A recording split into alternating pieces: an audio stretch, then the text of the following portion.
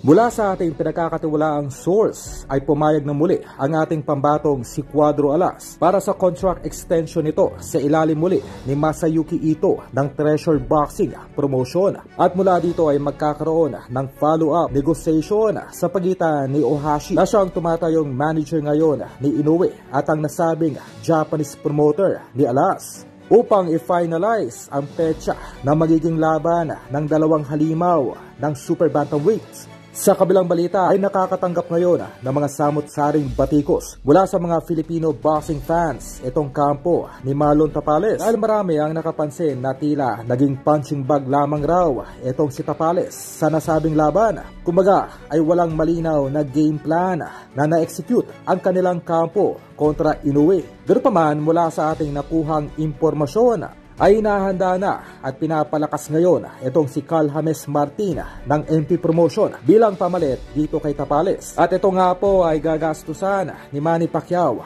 upang mag-training ng 1 taon sa Amerika. Kumbaga, sa impluwensya ngayon nitong si Sean Gibbons ay hindi po malayo na maikasa ang laban ng Inoue Martin sa taong 2025. Keep in mind po na itong si Carl James Martin ay kakapirma lamang ng kontrata noong 1 buwan sa ilalim ng Manny Pacquiao Promotion. Subalit ang posibleng matchup nga po nitong si Carl James Martin kontra Inoue sa taong 2025 ay sadyang delikado para kay Martin.